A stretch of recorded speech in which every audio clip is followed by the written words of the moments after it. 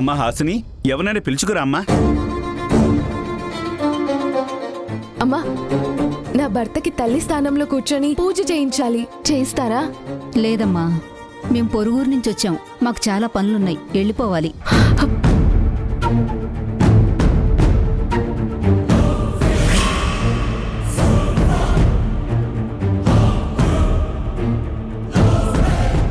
అమ్మా అమ్మా, మా ఆయనకి అమ్మగా పూజలో కూర్చొని కొంచెం పూజ చేయాలి, చేస్తారా అమ్మా? ఏమీ అనుకోకమ్మా, మా ఇంట్లో సూతకం ఉంది, మేం గుడికి రావచ్చు కానీ ప్రత్యేకంగా పూజలు చేయకూడదమ్మా.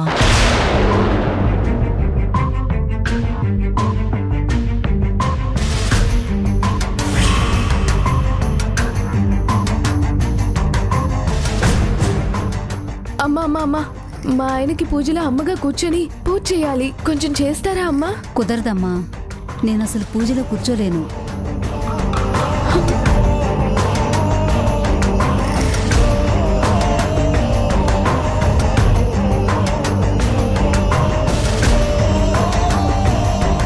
పంతులు గారు, ఎవరు రావట్లేదు, ఇప్పుడు ఏం చేయాలి? ఇంకా 3 నిమిషాలే ఉందమ్మా.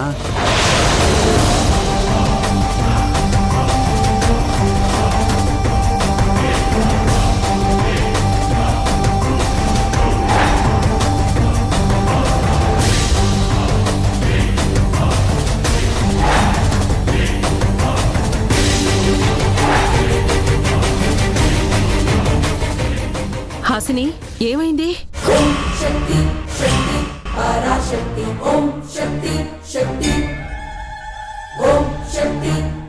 అమ్మా,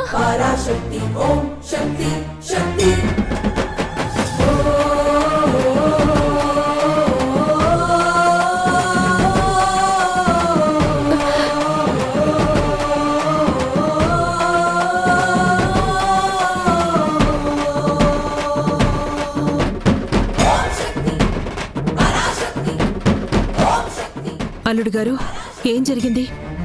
మీరెందుకు బాధపడుతున్నారు? అది వీళ్ళమ్మగారు పూజ మొక్కుకున్నారమ్మా. పూజ అమృతకాలంలో స్టార్ట్ చేయాలి, కానీ యమగండం వచ్చేస్తోంది. యమగండంలో వ్యతిరేక ఫలితాలు వస్తాయి. ఇప్పుడు ఈ పూజ చెయ్యకపోయినా అనర్థమేనమ్మా. పూజ నేను చేయిస్తాను పంతులు గారు.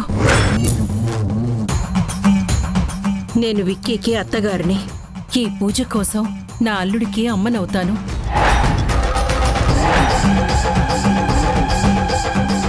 ఇంకేం ఆలోచించకుండా పూజ మొదలు పెడదాం పంతులు గారు.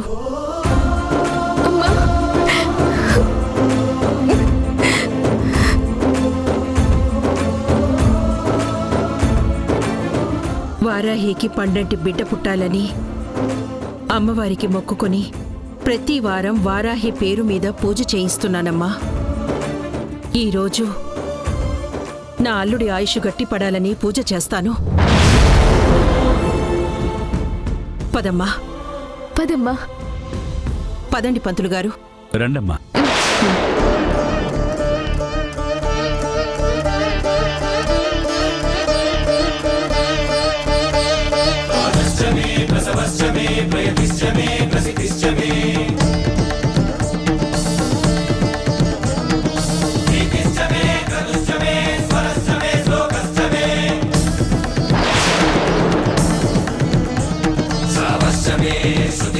ज्योतिश्चमे सुभश्चमे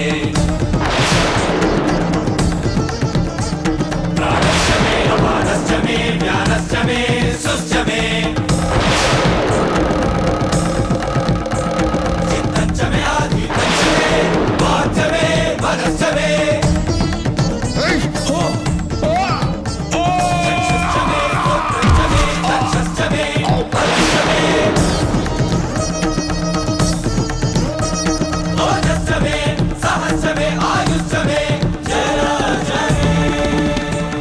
కృష్ణమ్మ, కూర్చోమ్మా. ఆగండి ఆగండి ఆగండి.